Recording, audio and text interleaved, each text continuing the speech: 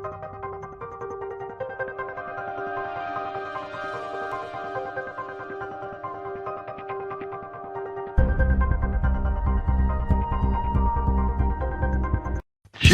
of the night, what music they make. They're all gonna laugh at you! They're coming to get you, Barbara. What's up? I'm not gonna hurt you. I'm just gonna bash you a bit.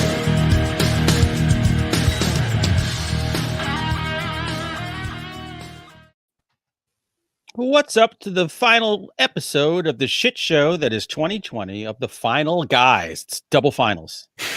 Does that make it a positive if it's double final negatives? I don't know. Anyway, we're going to review a movie, not a show, a movie that's the antithesis of Growing Up with My House, which was Nothing for Hunter. It's a movie called Anything for Jackson's Johnson. That would be an interesting film. Well, that's the sequel that I'm working on right now with one of the producers of Pornhub stuff. So, as always, I am joined by Jason Brandt, who is Gozer the Gozerian. Hello. Jack Campese, who I'd love to see in a diaper as Baby New Year. And get those ears out. I think it's the bass player from Steel Panther, not the Greasy Strangler, Tim Meyer. Sticks it in you. And me, Shardy Waffles, because I love Practical Jokers. How are you, everybody? Great. Significantly fatter from Christmas. So, probably nearing a stroke, but that's okay. At least 30 pounds heavier. We were texting each other about drinking. 20. You were rebooting, Jason. At the time, I was looking for urgent care. For reals. I went the next day. Okay. I have other issues that were exacerbated by all this drinking and shit. But you know what? The party goes on. You're alive. Oh, yeah. That's all that matters. Just needed some drugs. I'm fine. Before we get into the show, I want to give a big shout out to Nina D'Arcangelo, who is the editor of Siren's Call magazine and publications, because for Christmas, she sent me 4 boxes of, I don't know if you can, the cheddar goblin mac and cheese. That's awesome. Unbelievable. From Mandy, which she's a shareholder in the production company of Mandy, and that's one of the things they made available to their shareholders. Which are you kidding me? Really? Wow. Fun. Yeah, she says she gets all kinds of cool stuff from them. I love her even more now. Yeah, cool. Should we, in an episode, all make the mac and cheese and eat it while we talk? Yeah, absolutely. I don't know if I ever want to open that in our underwear. And just cry. It's her gift. I think maybe she can set the rules. Yeah. Yeah, I'm gonna have to ask her. I feel like it's a collector's item that you leave unopened. Yeah, but it's food. It's gonna rot. I don't know. My kid will eat it. He loves mac and cheese. He'll eat the shit out of it. Because I don't want it to the point where it's got like bow weevils in it, and I hear crunching inside the box. I'll come home from vacation. A lot of the word boll weevil coming out of you these past couple of weeks. I know. I'm big into boll weevils. Anyone have anything else they want to share before we kick into overdrive? Yeah. I got this sweet shirt we have available now. Whoa. Look at you. Yeah, baby. This actually came out pretty good. I was quite pleased with it. It looks awesome. So it is our Stranger Things inspired design, which means I just ripped it off. So finalguys.com. I think that we have masks up too with the same design and stickers and all kinds of crap. We even have vaccines. It's Final Guys vaccine. It's going to be great. Yeah, that's accurate. By the way, if you were listening, Jason was showing off his Final Guys t-shirt. Yes, It is very nice. I also have the drink. I'm sorry, go ahead. I was going to say our t-shirt game is pretty on point tonight because Hunter's got a cool shirt, right? Tales from the Dark Side from Fright Rags. I'm rocking my Greasy Strangler shirt. Oh, God damn it. That's amazing. I can top all of you, but I have to take my shirt off now. I don't have any sexy music to play, though. He's taking all the on now. Like, how many layers is this going deep here? Oh, God. Looks like a bear. Oh, I see some skin. Oh, God. We're gonna get flagged. Spooky Empire. Nice. Whoa. Look at you. The game is on point. I'm also sporting my Sam from Trick or Treat hat, brand new. Yeah, the apparel game is on point this week. I looked at like my Christmas presents and I'm like, this is like a 14-year-old boy's Christmas. There's if you look, there's nothing that would say that a grown man got this. Yep. Same. My friends literally handed me a gift and said, I bought this in the kids section. Like literally what they said. And it was great. Yeah. Doesn't take much to make us happy. I got a Wolverine Funko that it's zombie Wolverine. Zombie Wolverine. That's awesome. This shirt is the Universal Monsters, but on a Kiss album cover. That's sick. That's I'll be taking that when I go to your house. I went through your drawers. I have the drinking words. Sheridan is not in yet, but he sent them to me early. I like this. Did he send it by courier? Hey, he does not miss an episode with the drinking words. No. We might forget them, but Sheridan never does. All right. The man needs a hobby. Jack, if you say fetus, cup, or thing, take a drink. Hunter, your words are elderly, ghosts, and relate. Mine are watch, acting, and end. And Mr. Sassy Shorts, yours are soul, devil, and cult. Assuming that's me. Of course. With that glorious hair, I'm assuming. What were my words again? Fetus, cup, and thing. Okay. Two fetuses, one cup. Yeah. Oh, God. Oh, God damn it. And know the bonus what? words are grandparents, possess, and shudder. I feel like, Tim, I've influenced you a little bit there. Why? I feel like now you and I have connected. You've said something completely wrong and filthy. So Was that some, yeah, I was just, you weren't bringing it tonight, so I had to do it for you. Look, when it comes up, I'll bring it. I'll bring it when it's ready. But I'm glad to know now I have someone who'll go there. Thank you. Lovely. All right. We're all done with the preamble, and those of you who are still listening or watching, thank God. Jack, he's taking a drink. What's in the news? Okay, a couple of quick things. We all are fans of Mike Flanagan, right? Yeah. Just a bit. All right. Filming has wrapped on his new Netflix horror series for called Midnight Mass, which is going to hit Netflix in 2030. No, 30. I don't have a date for when it's going to hit. But here's the synopsis. In Midnight Mass, an isolated island community experiences miraculous events and frightening omens after the arrival of a charismatic, mysterious young priest. 7 episodes. And I think some of the Hill House people are in it, but not like Carla Gugino. Yeah. But it's not related. It's not like the next Bly House or whatever. It's something totally. I wonder if he's going to direct every episode, unlike Bly Manor, which he only did 1, I think. Yeah, I think he just did the first episode. Yeah. Hopefully he does them all. Yeah. If he does, I'll watch them all. If not, I will stop when he stops. I'm probably going to watch it anyway. I'd watch it anyway. I thought there was good directors in Bly Manor. Hey, look, I remember when a charismatic young priest came to my parish, and it was a horror show. So, if this is anything like real life, this should be fun. Jesus. Father Peter punched me in the stomach once. Please tell us more. Well, he punched me because I rang the bell too long, and he ended up getting thrown out for sleeping with a lot of the moms. Wow. Yeah. God, not what I expected, but he was a guy who, like, when you do, if you're a Catholic, you go up and get your communion. A lot of people they go right out the door, like they don't want to stay to the very end. That's what I used to do when I went to church. He would look at the ushers across the aisle as he's giving out the communion, and he'd tell the organist, "Stop the music!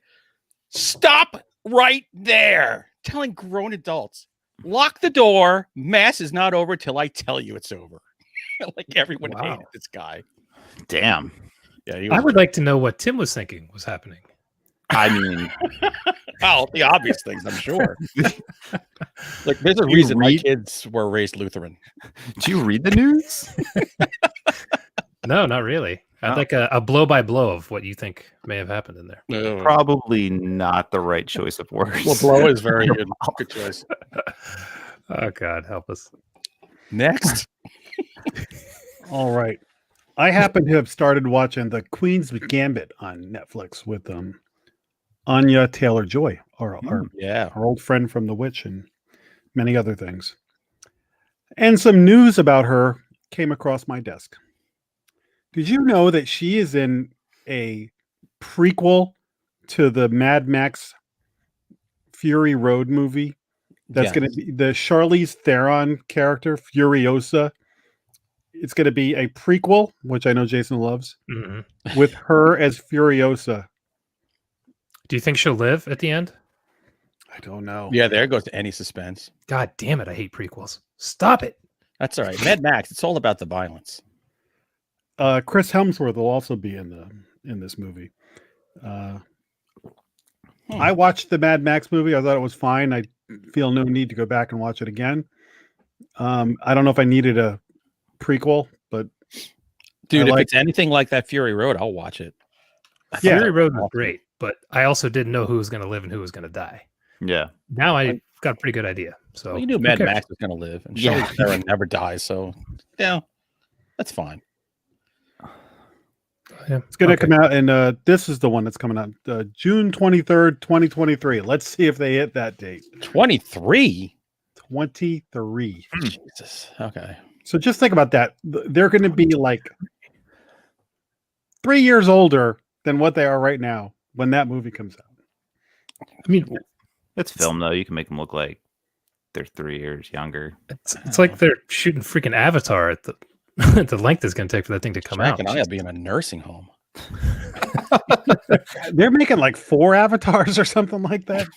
They're making Nobody a lot. wants even an Avatar short movie. No. Nope. I hate that movie. I don't get it. I wasn't sure how much money it would make, but now I'm wondering if it's one of the first big movies to like really hit theaters. Because it was supposed to come out this year, wasn't it? I don't remember. I don't know. It could be huge or any kind of sneak backstage photos or set photos or anything like that. So I don't know what's going on with them. I'll never understand how it made as much money as it did. It's wild. The CG in 3D is what made that movie. It was groundbreaking at the time. It both brought back 3D and made me hate it all at the same time because every shitty movie had 3D for like 5 years. I feel like if I was on psychedelics watching that movie, I would have enjoyed it. But I liked it. It's not my favorite movie, but I liked it. I did not. James Cameron's movies. Did not like it either. Oh my God, Hunter and I are agreeing on stuff. We're making the same kind of jokes. This is crazy. We are going to be holding hands right into 2021. Next year is going to be way different. You should be ashamed of yourself, Tim. I know. I'm starting to hate myself. You should take a bath in acid. You may want to just quit the show. All right, that's all the news I got. There's nothing going on. All right, let's take a quick commercial break and then get back to what we watched. We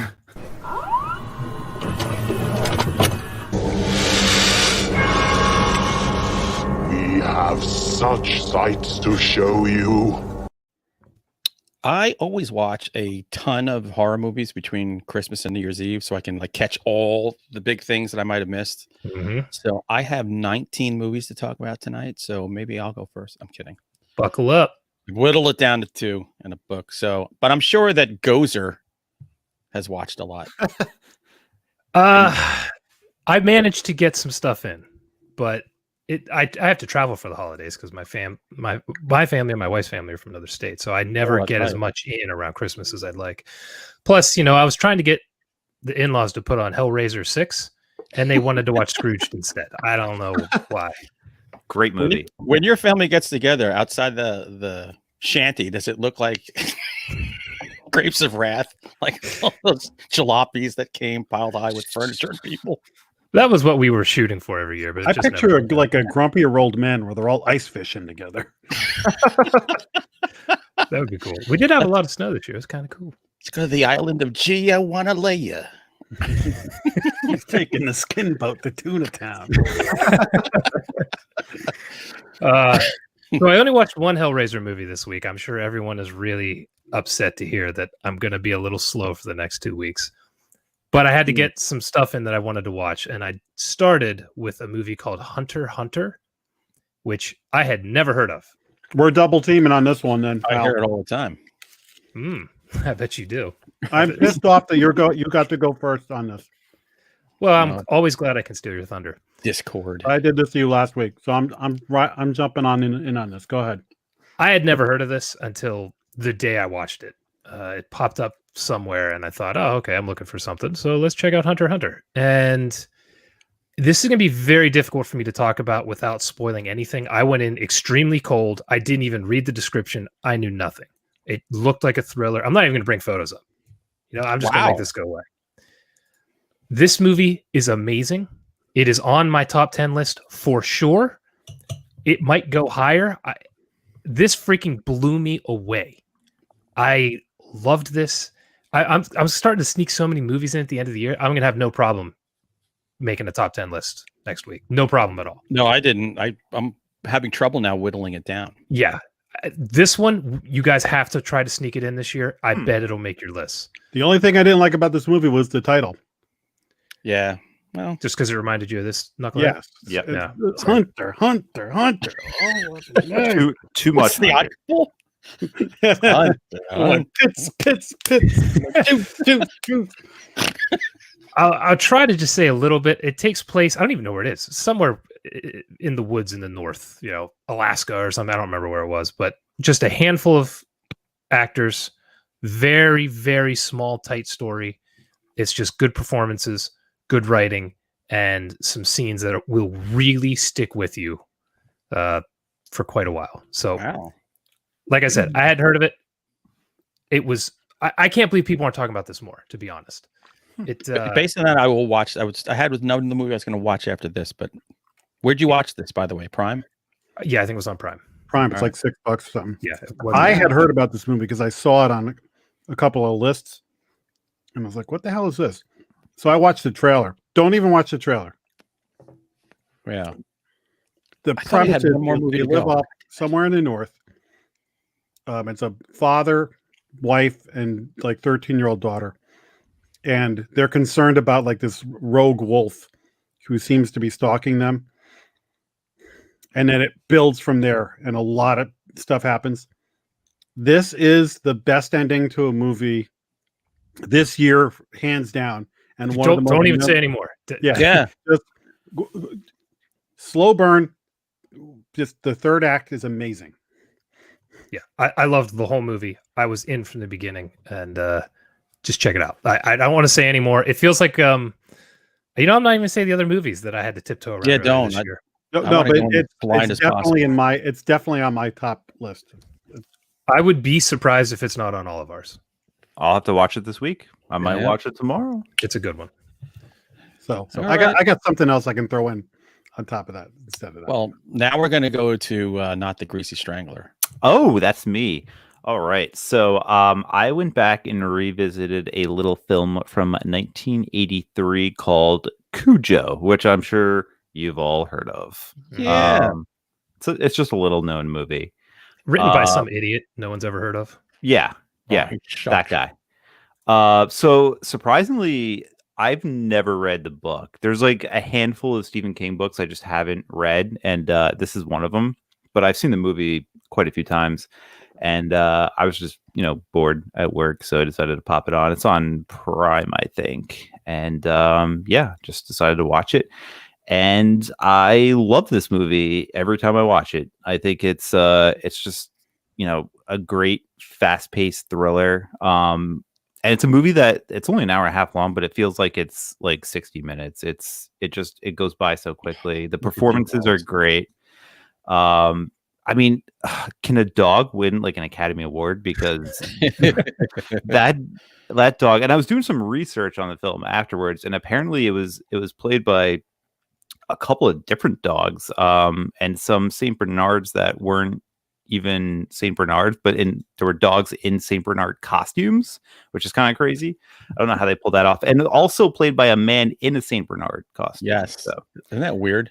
It's so weird, but it's seamless. Like I couldn't tell. Maybe I just wasn't paying enough attention. Maybe I could have told if I'd paid more attention to it. But I don't know. It still holds up surprisingly well. And I love this movie, and I feel so bad for the dog. It's a great movie. Dee Wallace, I think, had to go on a 2-week break somewhere after this was done because she was just physically and mentally done. I Yeah. bet. It's like an Like, hour wow. of her freaking out in a car. Yeah. It's rough. I for her and the kid. I mean, poor kid who had it just as bad. You know, he's in every shot, and Kids I are mean, resilient. They're not thinking so much like, oh, I'll just cry and scream. Where you're, like as an adult, you're all right, I have to be in this headspace to do this. Where kids just like, all right, I can Yeah. cry. it is a good watch. If you haven't seen it in a while, it's good to go back and revisit it. Or if you've never seen it, go back and revisit it. I would like to read the book. I found a first edition at a used bookstore earlier this year, I think, or last year. So I'm probably going to go and read it this year because I feel like there was obviously a lot of stuff that was cut out. Like the first act, there's a lot of stuff going on with like Dee Wallace's character. She's like cheating on her husband, and there's like a whole storyline that kind of it gets wrapped up, but I feel like there's more to it. And then also some of the other characters, like Cujo's owner, it seemed like he had like a maybe a bigger storyline than what was present in the movie. And then like the whole second act is just everything in the car. So like I want to go back and read the book because I feel like I'd get more story out of it. It's an excellent book. Yeah, I've really heard is. it's good. Yeah, The ending is different too. Is it? Yep. All right, cool. Yeah, I'm gonna put it on my list. I'll read it this year for sure. It's one of his shorter ones too. I mean, typically when you pick up a King book, you know it's going to take you freaking forever. But yeah, it's only. I mean, I'm looking at it on my shelf. He's got a lot of like 300, 400 page books. You know, from like a long time ago. Yeah, it's been 3 decades since he wrote one. Well, no, like the Mr. Mercedes books weren't long. No, they're like your average novel. 400 something. Yeah. Maybe? Yeah, probably like 100,000, 120,000 words somewhere in there. Yeah. Yeah, I'm not chiming in because I don't read long books like friggin' it. Thank you. Long book. Oh no, you never need to. No one needs to read it, dude. It is the best novel ever. Yeah, I've read it 3 times. It's so good. Lutsky just finished reading it. What did Lutsky think? Finally, he liked it, but he thinks it's like 800 pages too long. Anybody who likes that book has never had to spend a lot of time talking to somebody on coke, like lots of coke. It's the fucking same rambling shit. But Here we go. Here we go. Maybe, if anybody likes this, no, maybe that's why I like it, man. I don't know. I like it. All right, Jack. Because you already talked about Hunter x Hunter, I'm going to go and I'm going to talk about a Christmas movie that I watched with my Patreons, and we had a hell of a time. Technical issues up the wazoo, but we wanted to watch Secret Santa because Steve Barnard said this is Barnard approved. I'm like, oh, what the hell? This should be fun. So it's insanity. That makes So no sense. we start watching one movie because there's a Secret Santa from 2015. That ain't the Secret Santa you should watch. It's the one from 2018. This one? Yes, that's the one. So this is a family gathering together for Christmas to have Christmas dinner. This is the worst collection of human beings you will ever see in your life. The mother and her friend are so fucking vicious. Like I always say, I tell everybody the most violent movie you're ever going to see in your life is Glengarry Glen Ross. There's not a punch thrown. There's not a drop of blood. The dialogue is eviscerating. It's like nothing you'll ever see or hear in your life. This is the horror equivalent of Glengarry Glen Ross because the shit they say to each other is so out of bounds. And sometimes I'm going, oh, I've heard that at family gatherings. God almighty, what's the matter with my family? I don't want to give too much of this away. This is an excellent like Christmas horror movie and a very good just regular horror movie. Believe it or not. The acting is all good. Everybody is on point in this. The gore is pretty damn gory once things get going because this shit hits the fan in this family. And it's like, you're almost cheering on everyone getting freaking murdered in this. It's like, you don't know who to root for, but you don't care because they're all awful human beings. And normally I don't like that. I need somebody to root for. This one, I was like, just bring on the carnage, man. It's a really fun, sick, twisted movie. And, you know, unless you're like, you know, you grew up like an orphan and you have no family, maybe you won't connect. But if you have any sort of family, you will connect with this at one part. You certainly will. So, Secret Santa never for even heard of it. There's no zombie nurses, clowns, or anything like that. Dude, it was straight up just well made. Maybe Steve is sick. He might have a fever. I'm not sure why he chose this. somebody hack his account when he sent you this? The first one that we started watching was dreadful, and I'm like going, well, all right, this makes sense. Like, like nobody should watch this. Then we pop this in, like, oh wow, that's weird.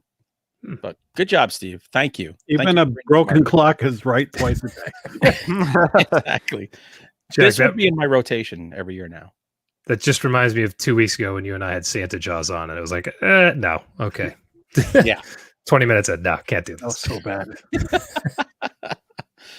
All right, Tim. No, not Tim. Jason. Gozer. All right. We're going to go with the one Hellraiser movie I got to see. Hellraiser Inferno. Ooh. This is an odd one because it's not really a Hellraiser movie. It feels like another movie that was turned into Hellraiser, which has been the rumor for years, but the director, Scott Derrickson, says that it wasn't. And Scott Derrickson went on to do a couple little things, like Doctor Strange, and oh God, what was my brain, Insidious? No, the other one. Shit, the one where the tapes and the Sinister. He went on to do Sinister. So this guy went from Hellraiser Inferno to doing some giant, amazing stuff, and you can see his talent in this movie. It obviously has a very low budget. It's got some of those 90s, early 2000s sound effects that you've heard in all the other low budget movies from the era. But there's some cool stuff in here. My biggest issue with it is that it just doesn't feel like Hellraiser. It's the best movie since 2. It's got a great cast, by the way. Yeah, I feel like it might be the last good Hellraiser movie, or decent Hellraiser movie, I should say. It's not like it's great or anything. But I don't know. The Cenobites in this are basically just demons or the devil, and they're just punishing people for being bad. A detective. Yes. Yes. Yeah. So the main character is played by, what is this? Greg Sheffer. And he does a good job. He's a good actor. He's been in a bunch of shit everybody's seen, including, It's a Wonderful Life? Or it's some kind of wonderful. He would have been like some kind of wonderful. He would have been like -20. It's a Wonderful Life. Some kind of wonderful life. Merry Christmas, Mr. Potter. Someday your kids are going to have Greg Sheffer. My wife met Zuzu and bought a bell off of her. Really? Zuzu, like I watch it now. Oh, look at that little girl in Jimmy Stewart's arm, and I saw her this freaking shriveled up old woman. It's like God. So one day. To just quickly say, this detective is a piece of crap, and he's doing drugs and stealing things from crime scenes, cheating on his wife, setting up his partner for crimes he did. He's just a terrible person, and he gets involved in this case where he's receiving or finding the severed fingers of a child at all these crime scenes, at all these death scenes. And as he goes into the case, he finds the configuration, the Hellraiser box, and things kind of go sideways for him there. But again, I wonder if when people make these Hellraiser sequels, did they watch the source material? Did they watch the first goddamn movie? I don't think they did. I really think they just are like, okay, we're going to put Pinhead in here for 5 minutes, and he's going to have nothing to do with what his background is. Well, their egos are so big, they're probably like going, I don't want to know. I want to make this my own movie. I can see that happening. Could be. Because he's just like, he basically is a demon in this. He's just punishing people who are bad. It's like, that has nothing to do with Hellraiser at all. Krampus? But it is a decently well-made movie, except for this part where the detective goes to a bar where they're gambling or something, and this cowboy-looking dude with 6 shooters comes up and starts talking to him. And then the detective runs outside chasing someone, and these 2 female cowgirls, I guess, come out and kung fu the detective. The fuck? And then they hand him a gun and walk away. And I'm like, what in God's name? Motivation? It doesn't fit the rest of the movie at all. It almost feels like, was it Citizen Kane where they put the bird squawking in to like wake people up, see if they're paying attention? It feels like they put this in to see if anybody was still watching the movie to this point. Because it's like, what? Like, wow. So I'm talking about it too long because it's a stupid Hellraiser movie. I just feel like this is going to be the last decent one, and I'm trying to savor the flavor. Hope you enjoyed it. By the way, Nocturnal Emissions, Hellraiser is also a Who's the Boss spinoff. Oh. Who knew? Yeah, I had no idea. Seems accurate. Well, Angela had a puzzle box. Hey, Angela. Or I like Togi Deathhammer. They took a shit and stuck pins in it. That's a good one. All right. Jack. Let's go Jack, because you guys kind of went together last time. Okie dokie. Well, a couple of weeks ago, Tim reported back on Freaky. So I wanted to get it in before the end of the year. And goddamn, that's a great movie, man. It's fun, right? You said it right. Every minute that Vince Vaughn is on screen, it's the body switch movie. So it's Freaky Friday with a serial killer. Every moment that Vince Vaughn is on screen as the serial killer possessed by the girl is brilliant. It is hilarious. Oh, the scenery right there. Mm-hmm. This movie's got great horror kills and things like that. It's got a real Happy Death Day tone to it, but it's a fun horror comedy, and literally this is worth the price of admission just to watch Vince Vaughn. He's so great in this. Everybody else is fine. It's a totally enjoyable movie, but this is one of the best Vince Vaughn performances ever. Oh my god, I love it. Wow. Yeah. Damn, that's saying a lot. It's so funny. Price Better of than admission is Psycho? $20. I spent $20 on this thing, and I was not angry afterwards. I cannot believe this. Who Yeah. are you? Are you all right? I know. You would never do this. I never do. He No. splurged. It was my recommendation that I made it. really wanted to get this one in, and I'm glad I did, because I really enjoyed it a lot. There's a lot of fun. It's like Happy Death Day took me by surprise. I did not want to watch that movie, and it was a pleasant surprise. This one, when I saw the trailer, I was like, oh, I definitely want to see this. And it lived up to and the expectation. And I had heard a lot of hype about it, so I was a little bit like, okay. But I was like, I love horror comedies when done right, and this one was a blast. So, like Happy Death Day, I don't really feel a need to go back and watch it a whole lot again, but this I will definitely watch. Like, Wow. I'm not kidding. I think I've seen Happy Death Day 6 times. Yeah, I love that movie. I've watched it probably about 3 or 4 times. So weird. Hey, it's your birthday. Okay, bye. All right, well, I need to watch this now. Damn it. This is one that I honestly probably wouldn't have watched if you guys weren't saying how good it was. Yeah, I'm not. When it's on Shudder and January 13th, I'll watch it. It's worth it, man. I mean, even if it's a cheap rental, even if you can get it for like $3 or $4, I would say definitely check it out. Yeah. 20. Yeah. 20 steep. I mean, I didn't mind paying for it. Like Jack said, I thought it was worth the rental. I mean, if my wife and I had gone to see it in a theater, which we probably would have, it would have been that anyway. Yeah, I might light it up New Year's Eve when my daughter and I drink tequila and watch horror movies. that would be like a good time. Perfect. Yeah. That sounds like an interesting tradition. It is. I very rarely make it to midnight. All right, Tim, I've called your name 3 times now. Okay, man. This time it's for real. Let's do it. I'd look at your hair and I just can't. It's all right. Tim. It's okay. I'll forgive you. Thank you. I watched a little movie called Arch Enemy. Not sure if you guys have heard of it. Joe Manganiello? Yes. I yes, have it heard is. good things. So this movie was actually recommended to me by a friend who actually worked on the movie as like an assistant. So basically it's about Joe, how do you say his last name? Manganiello. He plays a supposedly superhero from another planet, a la like Superman, who crash landed on our planet and lost all of his powers, and now he's kind of just like this this homeless person who's living in the streets. And I like that idea. And then the story basically it follows a character who is trying to make it as like a journalist, and he gets a job at like this website, which is kind of crazy because I don't even know if that's how journalists work anymore. I feel like most websites just recycle the same news stories over and over again. So, I mean, journalism is pretty much dead. But anyway, this journalist, he has to go out and find a good story. So he runs into Joe Manganiello's character, who's named as Max Fist in the movie, which is a very superhero name. That's a certain genre of film that that's a good name for.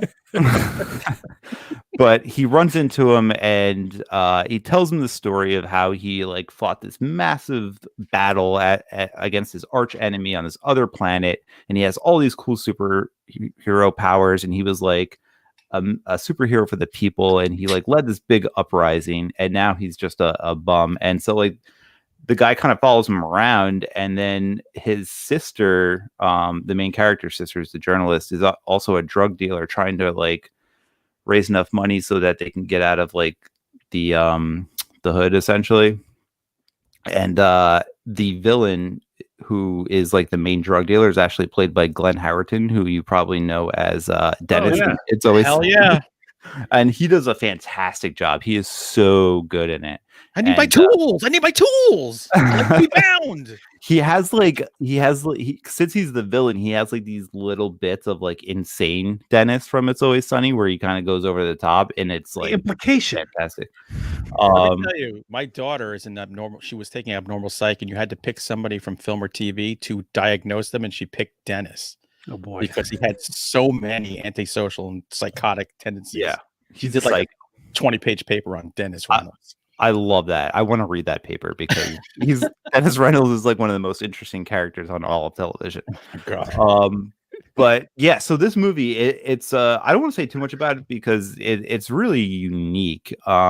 If you saw the guy's other film that he did, Daniel Isn't Real, which is available on Shudder, which I watched recently for the first time, and I was kind of pleasantly surprised with that film. I love that movie. That's trip. Good flick. I thought it was really good, and this kind of has like the same tone and some of the same themes. So I think if you like that movie, you'll probably like this one even more. Especially because I mean, the third act, if you saw Daniel Isn't Real, kind of like it goes to a place that you kind of weren't expecting. And this kind of does the same thing. So I thought it was really cool. Yeah, I don't know. I really recommend it. I think it was like a $6 rental on Prime. It just came out like a week ago. So it's a brand new release. And I totally recommend it. It's super violent. $6 now. Have you noticed that? That's now the price point. $6. Yeah, that's kind of like I guess $6.99 is like the standard HD rental. $6.99. That's like the first wave after it's $20. Then it goes down to like $6.99 or whatever. Then if you can wait that out, get it down to $4.99. Now we're talking. Shudder, Hulu, Netflix a month after that. Yeah, it might be on. I mean, since his other movie is on Shudder, I mean, this one might eventually end up being on there. So I don't know. But either way, I mean, if you're looking for something different to watch, it's not necessarily a horror flick, but it's definitely violent and gritty enough to be classified as one. So nice. Sold. I will sneak that in this week too. You guys are killing me, man. I'm gonna have nothing done this week. Yeah, I know it's gonna be rough trying to cram for our top movies of the year. Well, get ready for another one. This one's on Shudder, so you've already paid your Shudder subscription. Got it. Impetigore. Ooh, I've seen the trailer for this one. I've seen it mentioned places. I'm curious. This is an Indonesian movie by the guy who did Satan's Slaves, which is awesome. Awesome flick. This, if you like Satan's Slaves, this is even better. Wow. This is about Maya and her friend Deanie, who are two 25-year-olds. They're kind of like, oh my God, they work in like this horrible little stall selling like dresses and apparel or whatever. I will tell you, the first 10 minutes of this movie are terrifying because Maya is working in a toll collector booth at like the graveyard shift, and there's a creepy guy who keeps stopping and staring at her and then driving away and circling around and coming back. Oh, jeez. The tension in that scene is awesome. I will tell you, she's talking with her best friend, and there's the captions on the bottom they're flying at you because they're talking fast like young girls talk. So you might miss stuff, but it's fine. It's not going to you don't need to hear their banter, really. It doesn't matter. That opening is awesome. And this guy comes after her, and ensuing, she starts to learn that she's maybe her name Maya. She might have a different name, and she was raised by an aunt. Her parents died when she was young. She has no recollection of where she grew up and where she was from, what her parents were like, because her aunt never talked about it. And she finds out that she lived in this village. If you think, like, if say you're in the movie Wrong Turn and you took that wrong turn and you think that's the middle of nowhere, fuck that. That's a metropolis compared to where she was born. Like Indonesian middle of nowhere. It's like nothing we could have ever imagined in America unless we were pilgrims and first like stepping on the land. So she convinces her friend to take this long ass bus ride and then have a horse-drawn cart take them to this village where she's found out that the family had this big house. She got a picture and this family owned this gorgeous, well, not gorgeous, but it's a big house and she's got nothing. I mean, these two kids are broke. And so she's going there to see if she can still lay and clean to the house so she'd have some money. And things get really fucking Indonesian weird. This movie is so goddamn good.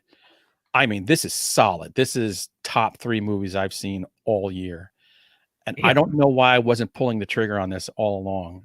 It's because it's Asia. So there's weird ghost shit going on here, but there's possible devil stuff. There's all curses.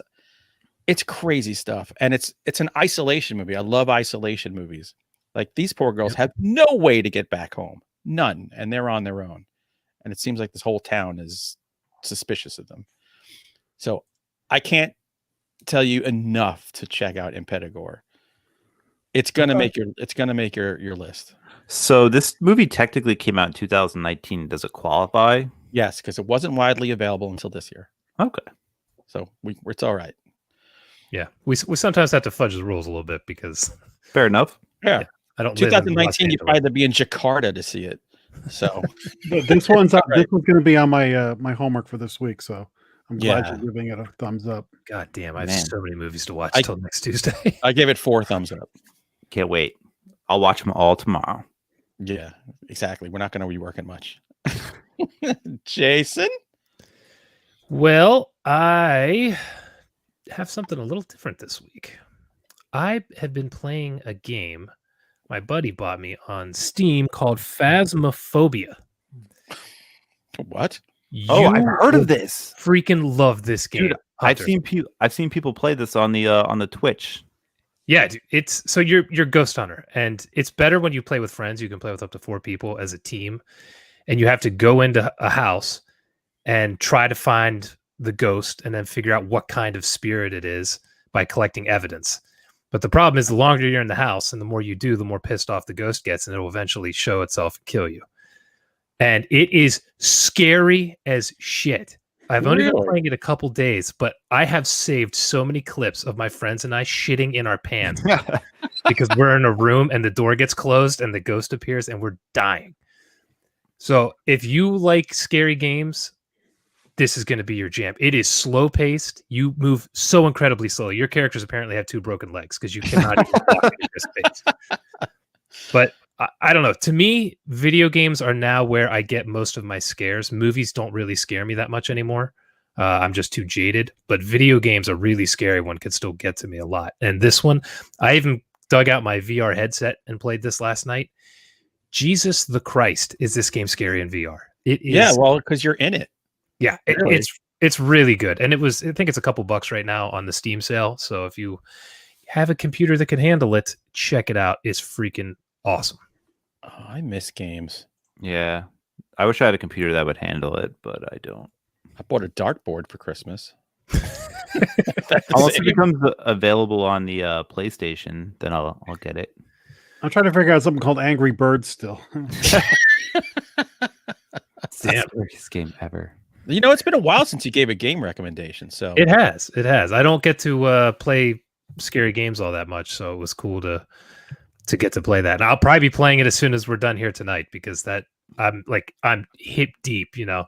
I've got my freaking little EMF reader, you know, shit in my pants when I'm going around the corner and there's a child running along the ceiling. You know, Jack and I do Ghost Hunters, dude, run!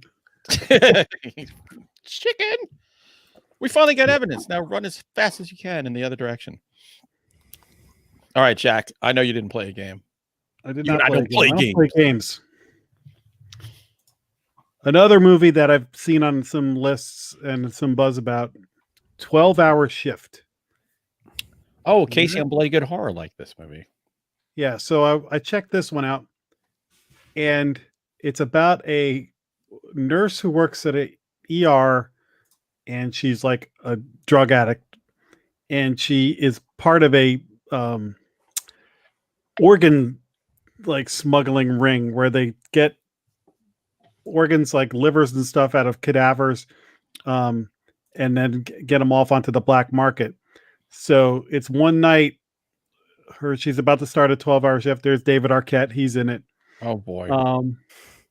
And you know who's in this movie? Mankind. Get out here. Mick Foley? Mick Foley. What? So awesome.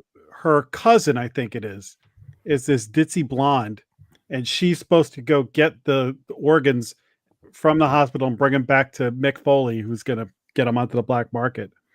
And she screws up and loses them. So she's got to go back and get more or find where they are, like that. So it's a black comedy with plenty of gore and action to it.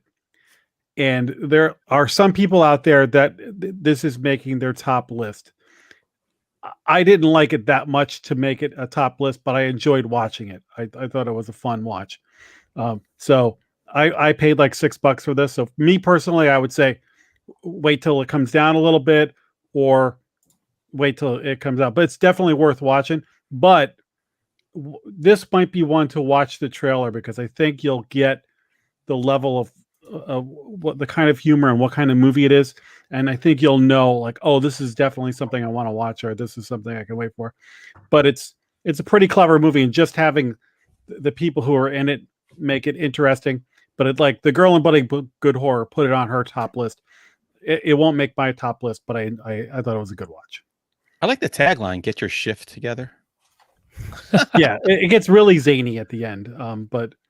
So it's fun. Oh, yeah, hey. I don't feel like I have to squeeze that one in, but that's when I'll watch in the doldrums of January and February where you're like watch the trailer, and then that'll tell you whether you need to squeeze it in or not. Yeah. All right. Okay, well, I'm going to finish it with a book. I read a book called Cannibal Cheerleader. Now, I didn't know what to think of this. It's written by Tiffany Drake, and it's part of a trilogy, the Cannibal Cheerleader trilogy. So this is one of the, I think there was a special on it, and I said, let me just grab this book. Let me check it out. I didn't know what to expect. This book is really good. This would be like if it starts out with the police converging on this hillbilly band of cannibals in the woods, kind of like Hills Have Eyes. And this 16-year-old girl gets away and is taken in by these 3 cheerleaders. It's crazy. This book is absolutely crazy. It's small. It's a very short book. It's a novella, basically. It is so much fun. And I guess I think the author, I don't think she was ever a cheerleader. I think she said that in her bio. But she nailed it, man. Because, I've got nieces who are around that age, and I hear how they talk. And she did a really good job of that. And my kids were cheerleaders back in the day, but just not full of that much spirit. But it's what would happen if you get this basic feral human being and give her a makeover and teach her how to cheer and try to fit her into society while she will randomly murder anybody who she perceives as not good. It's remarkably funny. I picked up the next 2 books. I just grabbed them right away. I said, I'll finish this trilogy. It was outside my wheelhouse. I don't normally read cheerleader fiction. I don't know how much there is. You do cheerleader cosplay. I will say the movie Bring It On, I will watch that movie every day. If I run across it, I stop. It's one of my guilty pleasures is Bring It On. Jack, you're the same way. Love that movie. These are spirit fingers. Yeah, and it's not about that there's pretty girls, because there's like 4 or 5 of those movies and they're unwatchable. It's just really fucking funny. So Floats your boat, dude. This was like the Hills Have Eyes meets Bring It On. Nice. That's the best way to describe it. So cool. Good job. And it was a nice little novella to finish out my year. Tim's got something. Oh yeah, you skipped over me, so I didn't know if you were did? coming back to me. Yeah, it's cool. Don't worry about it. I'm not bitter at all. 3 times in a row, then none. I know you're really fucked up a lot tonight, but that's okay. I'm not getting paid for this. I'm also going to do something a little bit different. I read a graphic novel called Black Stars Above, which is a cosmic horror story. Lovecraft. Yeah, it is very Lovecraftian, which is cool, but it's not like it doesn't borrow from Lovecraft mythos, because that's good because I'm tired of like Lovecraft mythos stories that aren't Lovecraft. It's kind of like its own cosmic horror story. Somebody recommended this to me on the Twitter. I had asked for some recommendations because I enjoy graphic novels, especially horror graphic novels, and I don't read nearly enough of them. So somebody recommended this to me, and I'm glad they did because it's excellent. It's takes place in the late 1800s, and it's basically about a girl who lives with her fur trapper family in this cabin, and they're kind of preparing for winter, and the year wasn't very good for them, like money wise and food wise. So they're kind of like starving, and they gotta have Jason Brandt story. Shut up. So they kind of have to prepare for winter, and the girl finds out basically her family's gonna like marry her off to some like random dude and then like pack up and leave her there. So she actually is in town, and she gets an offer to escort this mysterious package to this town up north. And so she has to journey through like these woods in the beginning of winter, and it's basically her story to journey. But what's in the package is like a mystery, and as she's walking, things start happening with the sky, and it becomes like this very psychedelic, trippy, cosmic-y horror adventure story.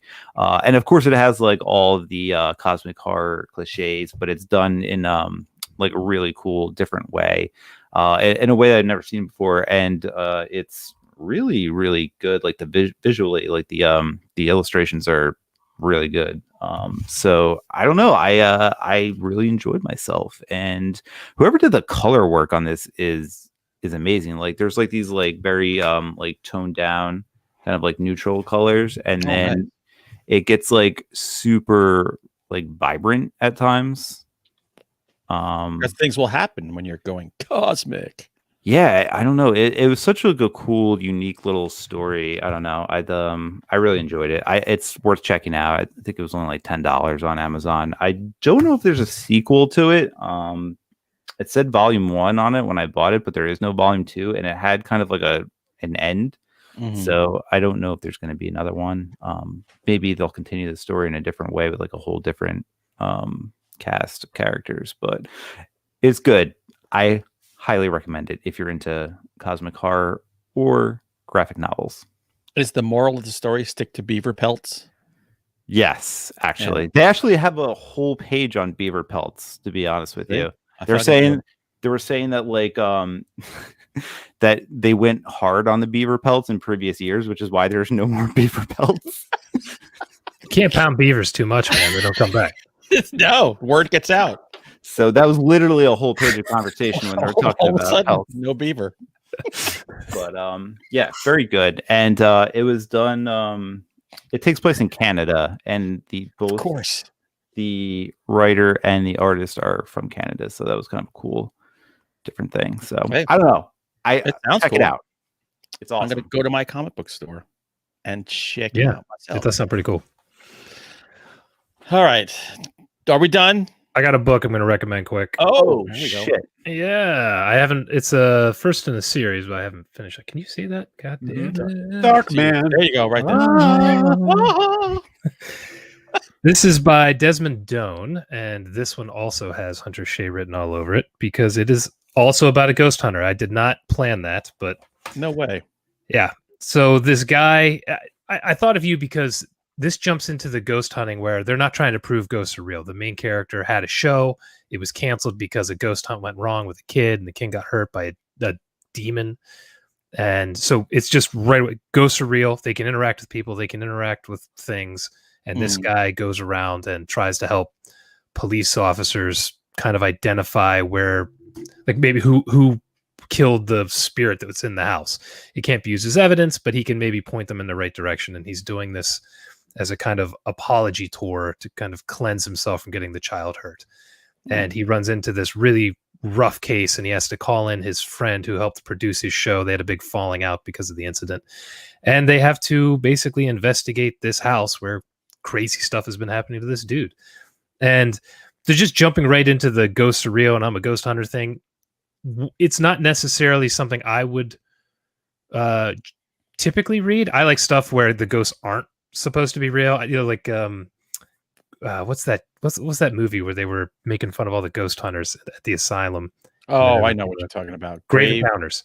I like stuff like Grave Encounters where, you know, some shyster gets screwed. But I really like this. I like the writing. I like the characters. It's the first in the series. I don't know how many books are in it, but you bought a physical book, which I don't think happens often. It's on my Kindle.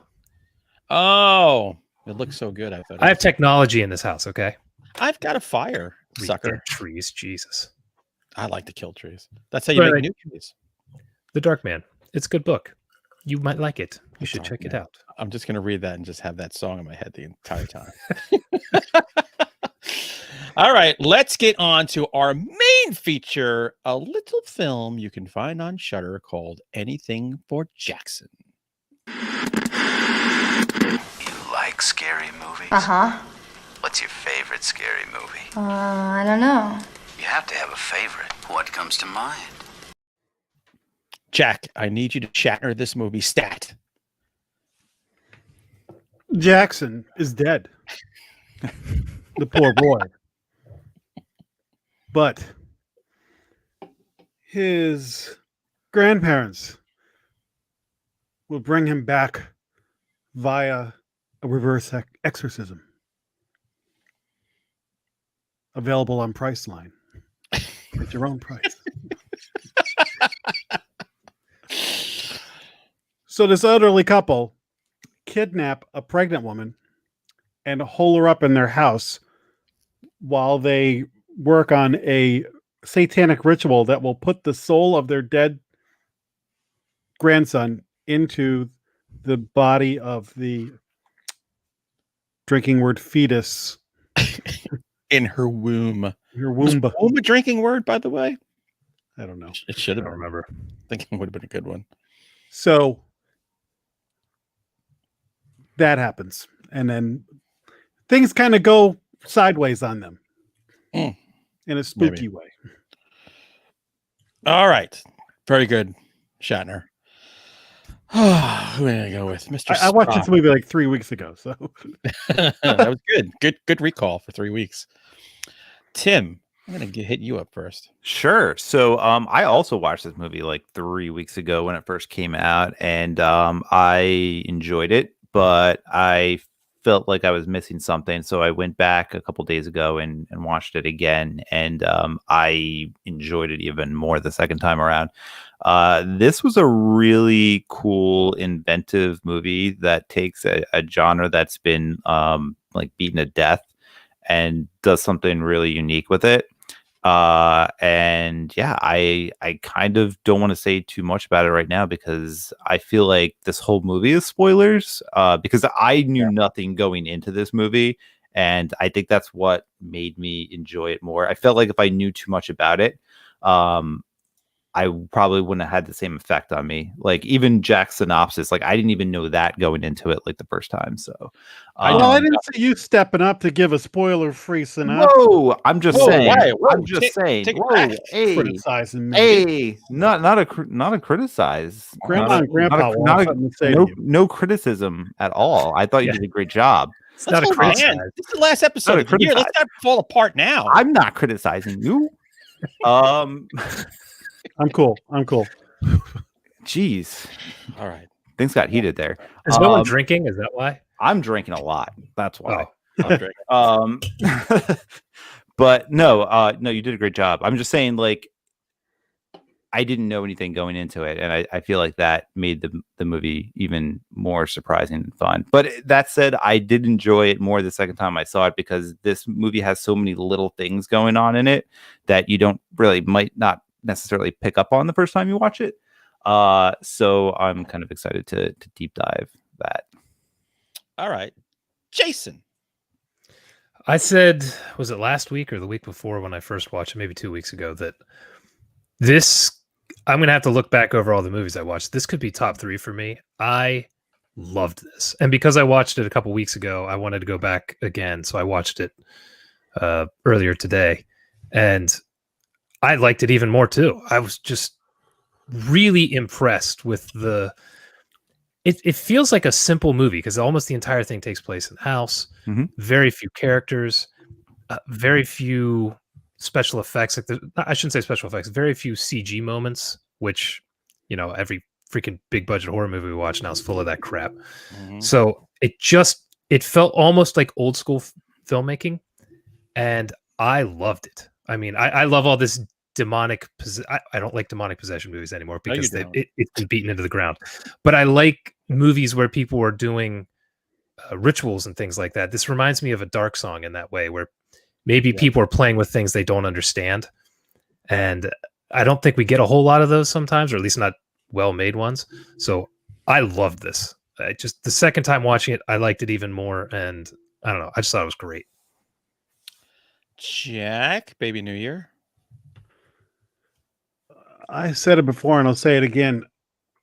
I went in, you see that there's something new on Shudder and you're like, okay, it's a mixed bag. Sometimes you get something on Shudder that's gold and sometimes you get crap and sometimes you get middle of the road. You're always happy that there's new releases and you're always looking forward to it. And this is one of those jackpot ones that I watch it going, whoa, this was great. And I had said this a couple of weeks ago. One of the things I liked about this was it was genuinely scary in parts.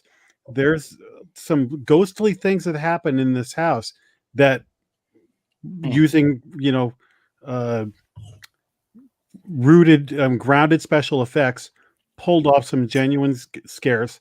The whole movie is on the backs of the elderly couple, and they're fantastic. And the girl that they kidnap. And I just thoroughly enjoyed it. It was kind of like it had a little bit of like a Fargo feel to it in places. Yeah, I could see that. But the people, yeah. kind of there's a kind of Coen Brothers air to the way those characters are created. Because it's like if we were trying to do all this stuff, we'd be like, this isn't what happens in the movie. But like you're trying to do something and you stub your toe or you drop your phone down the sink or something like that. You're like, real life problems are happening to you while you're trying to do this fantastical stuff. And like there's one part where the grandfather guy is out in the woods and he's just like screaming in frustration that cracked me up. That's like me trying to do any like home improvement thing in the house. Right. Screaming in the yard. Pleasant surprise, and like I said, one of the best movies of the year. I came out of nowhere and I really enjoyed it. Yeah. I was the latest to the party. I just watched it a couple of days ago. I'm the same way. I thoroughly enjoyed this movie. It's, first of all, I love movies, and a lot of my books, if you take the monster craziness aside, I love a lot of books that are based in grief. I like stories that are based in grief, like the stuff that where you will go when you were grieving. And so you've got that underpinning, which hooked me right away. You've got that the couple, I thought they were fantastic. You don't see people of that age in any movies, much less horror movies anymore. Most horror movies are about, young dumb people doing stupid shit.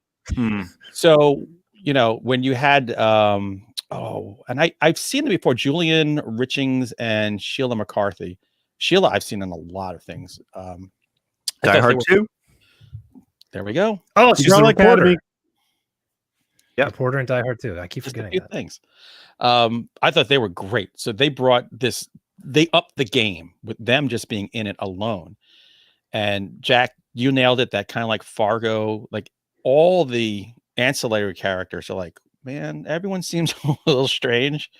I couldn't tell where this movie was set. It seemed like it's probably a place where there's winter 10 months out of the year. I felt like that. Buffalo, New York. Yeah. It did remind me, and Jack, we watched this together, of the Sentinel from the 70s, because the house becomes Sentinel-ish, I guess. Because the stuff that's happening in there, it's effing terrifying. And as somebody who lived in a haunted house, I am glad I didn't live in that house. I'm glad I lived in the one I was in. I was kind of cool with what I had. I thought this is a really good movie. It's one of my top movies of the year for sure. And I'm so glad that, you know what, I wasn't hitting Shudder a lot lately. And then when, it's the end of the year and you do the rush and you guys told me to watch it, I was like, oh, all right. I love my Final Guys brothers because you pointed me in the right direction. So really, really good movie. I don't remember who turned me on to it. I think it might have been Josh in the chat. But as soon as I saw the reverse exorcism thing, I was like, oh God, I can't. Like, I'm so sick of exorcism movies. But man, just the twist and the different take on it was amazing.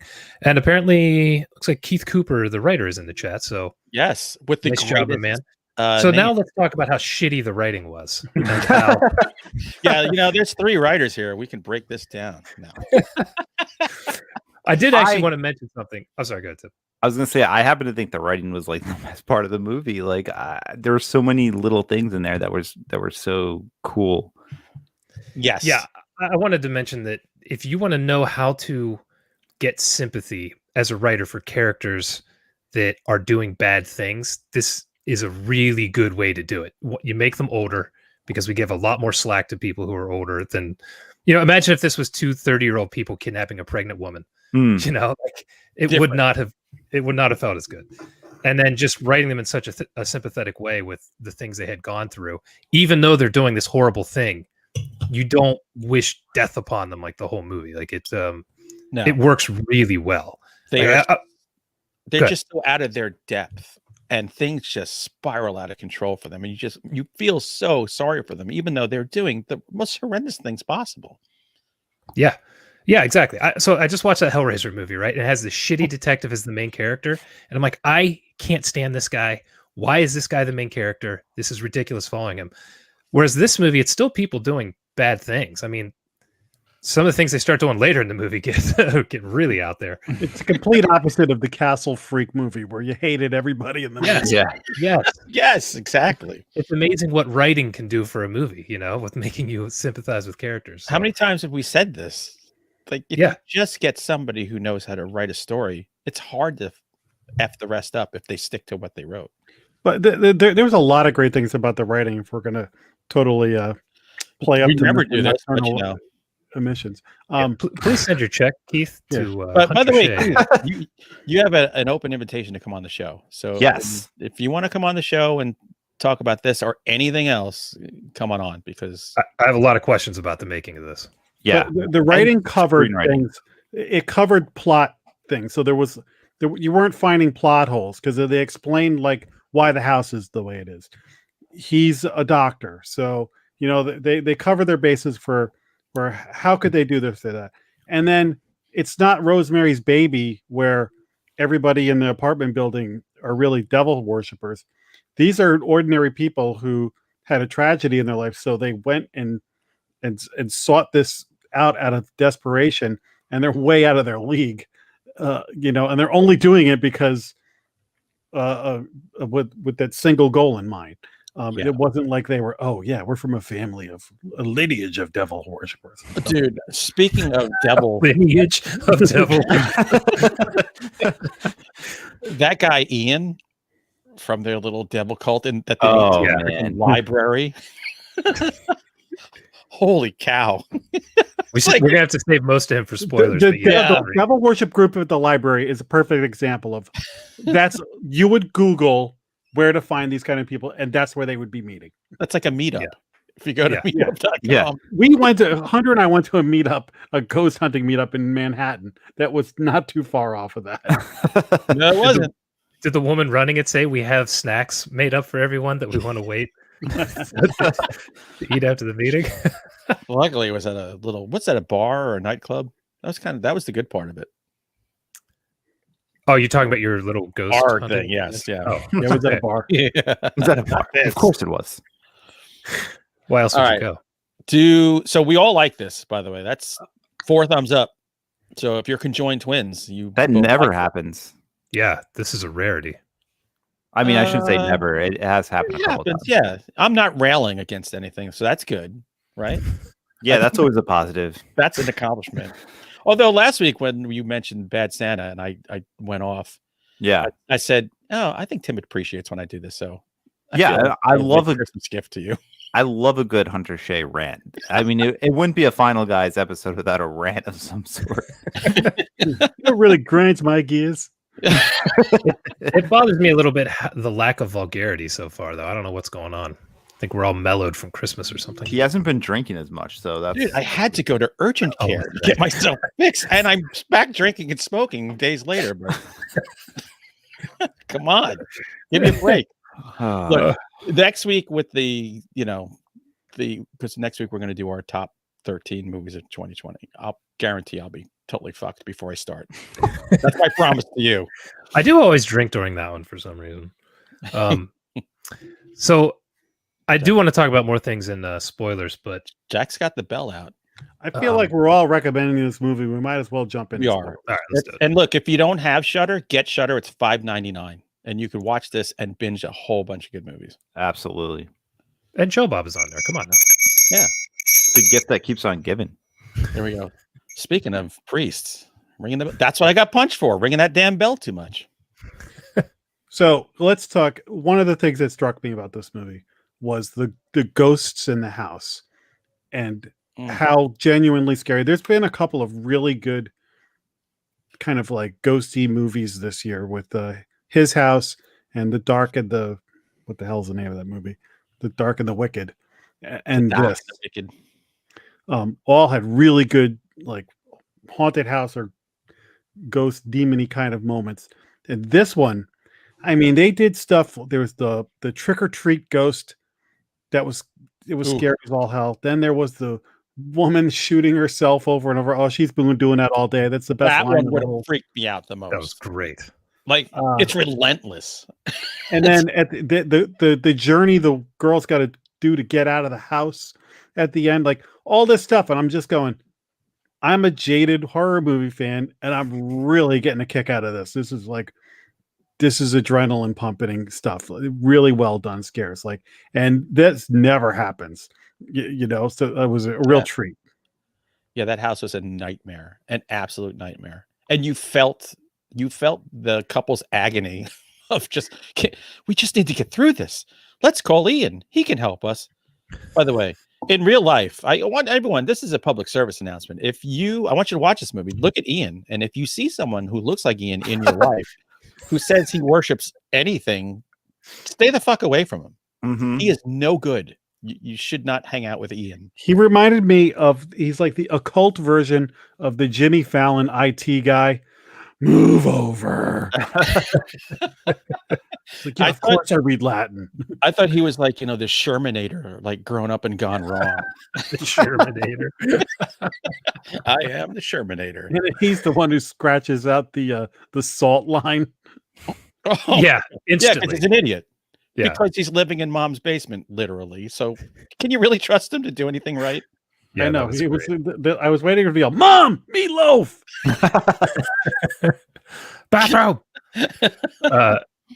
I'd like the kill in the yard with the guy who just really, really wants to shovel their sidewalk. That's all that guy wanted to do, man. I felt so bad for him, but I know. it seemed like he had some other shit going on in his life that we weren't privy to earlier, that we were privy to later.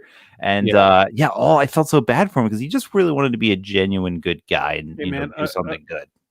A good person with a snowblower in front of an elderly person's house could not resist the urge to help him clear snow. I know. He looked like Mike Piazza, so I knew he was good. Love Mike Piazza. He wanted to help them so much. He was like up knocking on their windows and like looking inside the kitchen. Yeah. Yeah. Like, okay, buddy. That was kind of the Fargo-ness of it, though. Like they're like, God damn it. And then they're like trying to shut off the monitor. Yeah, but that you're right. That's a Coen Brothers kind of aesthetic. You got that dude. You got people Satanists meeting up in a library. Everyone's kind of a little left of center. Even the couple. And I assume they were probably normal until Jackson and their daughter died. Mm-hmm. And now they have shifted over. Just Yeah. It's a great character study, which you And we keep talking about how sympathetic the old elderly couple is, but it's almost like The Sopranos, where you're kind of rooting for Tony Soprano. Then suddenly you get into the viewpoint of somebody else, and you like when you get into the viewpoint of the girl who's been kidnapped. Suddenly you're like, oh my god, no, this is terrible what they're doing to her. But when they change perspective, you start to soften on them again until you get back to her. You're like, oh no, this is horrible what they're doing. They did a really good job at that. Yeah. One of my favorite lines that I love so much I'm gonna screw up was when she was the pregnant woman was trying to negotiate with the old man, and he just says like, you're not gonna be able to negotiate with me or something because I made a deal with the devil. Morality. Yeah. Yeah. And it was just like so succinct. I was like, yep, I love that. Yeah.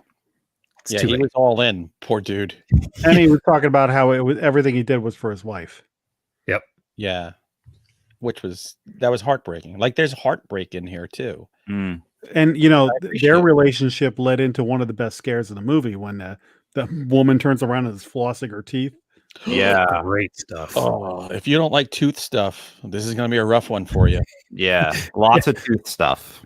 Yeah. But you know what? Flossing, I think this movie proves flossing maybe not as so good for you. The dentist might be wrong. That's not true. Everything in moderation. My do not take dental hygiene advice from Hunter Shea, okay?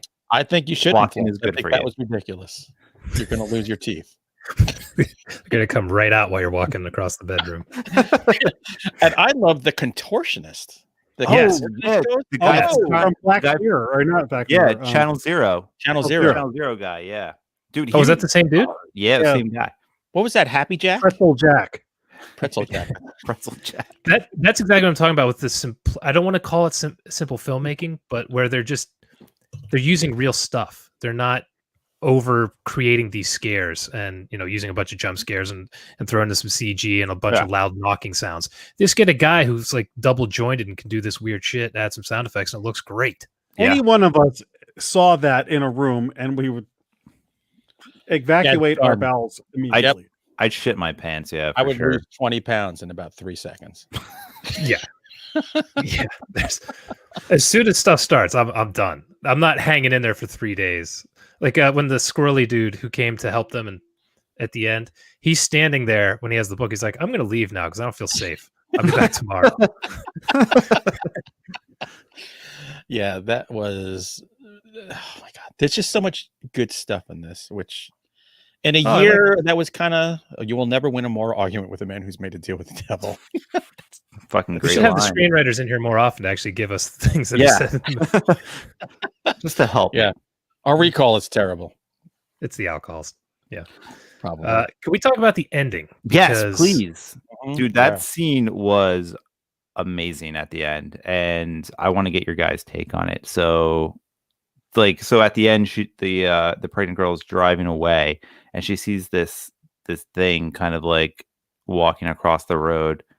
What did you guys think that was? So first, I'm pretty sure that was the demon that crawled out of the old man's back. Mm-hmm. That's what I thought. It was the devil or whatever. Yeah.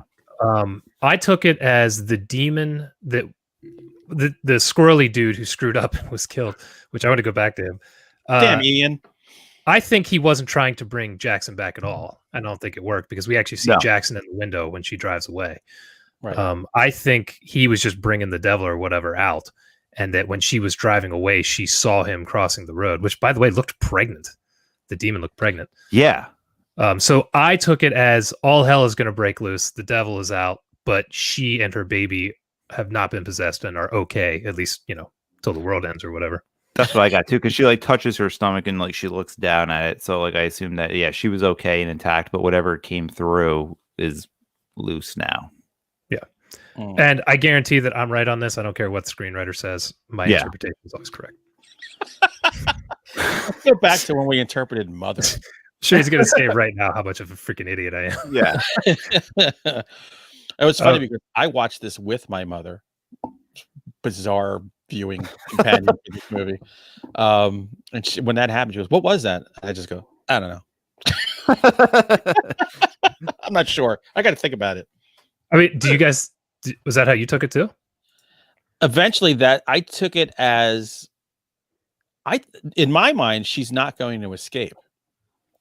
So her and the baby are not safe because they're not going to get past whatever. I kind of thought the opposite. I thought it kind of looked at her and then walked away. So I thought it was like, it's going on. It's going that way. And she's avoided the problem. That's what I thought too. I like open-ended. You can make your own ending. I love ambiguous endings. There's not enough ambiguous endings out there. Because the general public is stupid and they need you to just go from A to Z. Mm-hmm. And just go, here's how it ends. Now you can go watch the Kardashians and enjoy the rest of your day. And that woman went through so much hell. Like when she got out of the room and you're like, oh, thank God. And then she's got to navigate through the ghost-filled house of horror. And then she gets in the car and you're like, Jesus Christ, it's still not over. And you keep waiting for something to jump out of her from the back seat or something like that. So when finally that thing crosses the street and it's finally over, you're like, okay. I'll tell you, good. A part I really liked was the Keith the Demon was actually a Kardashian. But which one? I hope it was Chloe. Definitely Chloe. Definitely. I liked when the couple. Is that the one that looks like a power forward? I get them all mixed up. She's doing a commercial now for some drug or something because of what did she have? IBS or something? She's a skunk ape. So when the couple are laying on the floor and you just see the blood from each pooling until it meets, I thought that was super great. Sweet. Like, there's something wrong with me where that's a touching moment for me watching two dead people's blood commingle. So Possessor and this. Jesus. What? I was gonna say, so at the end when she's pulling away too, she sees Jackson in the window there. It looks like he's like taken and pulled away. Yeah. What were your guys' thoughts on that? Like who? Yeah, I didn't know. I thought somebody pulling him out of the hell house up into heaven. I don't know. I thought that was such a creepy scene. Like it was creepy enough to see the kid there, but like to see him like lifted up and then taken away, I was like, holy shit. That's nothing for Jackson. I thought that poor Jackson, who was living in this kind of like ether, this middle ground, got dragged to hell thanks to Grandma and Grandpa. Like You're their intention. So goddamn twisted. Yeah. No, but I'm serious. I thought, so he's still there, and we've released the devil, and now the fucking kid is doomed. Like you failed, you fucked up. Yeah, it is cool. The first time I watched it, my interpretation of the ending was yours too. When they saw the devil walking across the road, I was like, oh, they're all screwed. But watching it this time, I don't know. Maybe I was in a better mood. I was like, oh, maybe they'll get away. That's what's the cool thing about this movie. Like I watched it twice, and I want to watch it a third time just because. Like I feel like it's one of those movies where you'll pick up on something else each time you watch it. It has such good repeat value. Yeah. Well, here's the deal: we're gonna get Keith on whether he likes it or not. He's stuck this far into the show. Broadcast live from outside his house. We can pull this apart and see if he has answers, or he might be like us. Like when people ask us, sometimes like I don't know. It ended. I stopped writing and it was over. Yeah, I mean that's basically my method. I just write and then like I don't really know what happens in my books. I just whatever people think about it. People ask me about characters and I'm like, who? Yeah, I wrote that 6 months ago. I don't know. Somebody asked me that about a character in a book I wrote 10 years ago, and I'm like, I have no idea. Yeah, I don't even remember this person's name. Yeah, I can't remember. It wasn't a primary character. I'm like, I don't know. But I want to say was the squirrely dude named Ian. I think somebody in the chat said Ian. Is that it? Yes. Okay. Yeah. When he's dragged out of the bedroom at the end by the demon, and then the pregnant woman is going down the stairs, she sees that demon like with him in the corner. I don't know what the hell's going on. You can see like Ian's leg sticking up or something. Right. What's going on in that corner? I think we got an Event Horizon situation going on. Yeah, I don't know. All bad things. That house is full of bad things. It didn't look great. I'm curious. You can get it cheap on the market now. So it's a cool house too. It is, and it's not a remote slightly used snowblower too. It's a little bloody. Don't eat the red snow because they had neighbors right next door to them too. So all this is happening. It's not happening in a vacuum. Yeah, it's like suburban hell. Yeah. I love when the grandfather's getting rid of the body out in the woods, and then the cop calls him, Mm. And then he's like trying to like, can I meet you tomorrow? Well, no, actually, I need you right now and stuff. That's what I'm saying. When he screams, I'm like, that would happen to me. But Oh, totally. That was some of the best stuff too with the cop, and like you didn't really know where that was going to go either. It had like this kind of detective like thriller vibe to it at a certain point, and like I love how they like reverse that whole cliche too, because the cop enters the house and she's gone in like a minute. Yeah, that was great. It's like walking into the Overlook. Fucking the effect of that house on people was not good. Yeah, it was awesome. I love that scene so much. So apparently they shot in Keith's house, which you got a nice ass house, dude. Yeah, really. Dude, that's awesome. I wouldn't live there though. That elevator. I don't know if Keith can tell us, but I kind of want to know what the budget was for this movie, because it looked like whatever they had, like it looked like a great production. Like, I don't know. Yeah, it didn't look like a movie that probably cost about 3 cheeseburgers. I wish they would have done the Charlie Brown ghost though, with all the holes. Yeah. Well, look, we saw what you can do with the budget with the Headhunter, right? I mean, I'm so surprised about like how these like low budget filmmakers. I mean, we talk about the guys who did Spring and like all those movies, like how good they make those movies look with such a minimum budget. It's phenomenal. 1BR was another one. I mean, there's no way that had a big budget. That looked great. Okay, he says it was 250,000. That is mind blowing. Yeah, that's real More low. Importantly, he said my shed was covered in blood. In the spring, all the snow melted and blood was everywhere. We definitely need the stories behind this. We mid-January he's coming on. Yeah, we'll see. I did want to mention one thing too from the beginning that I noticed that I'm curious. We'll have to talk to him about it when he comes on. But when they first grab the girl, it's like a really long shot from the kitchen down the hallway to the front door. Oh, it's awesome. And they leave the door open while they're like hitting her head with a candlestick. And I wondered if that was because it lit that shot so well, the outside light, so you could see them. And because as soon as they drag her to the elevator, then they close the door and you can't see anything. I thought that was like really cool indie filmmaking. Yeah. And I want an elevator in my house. For real. Straight up. You're drunk. How many times did they find you passed out in that elevator? All the time. Like I barely make it down every these night. stairs. That would be his new bedroom. Dude, the stairs I have to get down from this attic are not, they're about this wide. I have to go sideways down, and some nights it's kind of iffy, and there's no handlebar. Oh, good. Yeah, I'm great. still here. So here's the deal. We all love this movie. This is a great movie. Highly encourage you to watch it. We are going to endeavor getting Keith on the show. And Keith, I suggest that you can pick whatever movie we watch.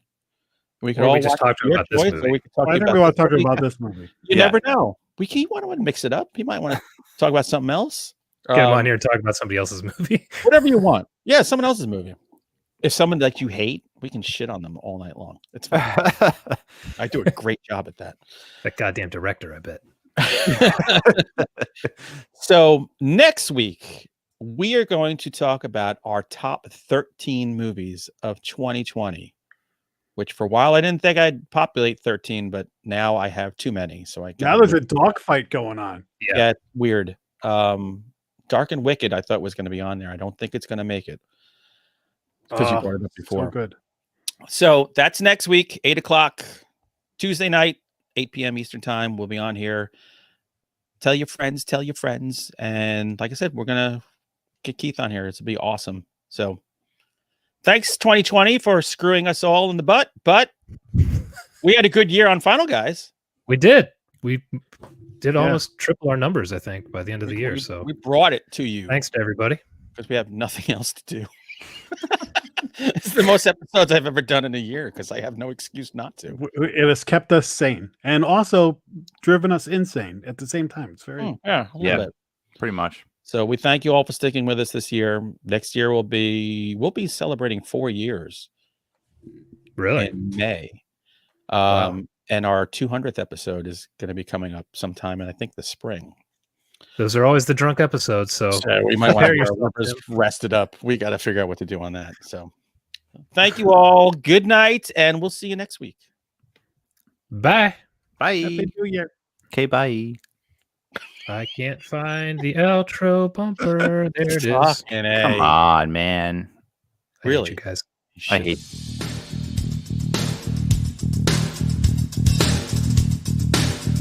Game over, man.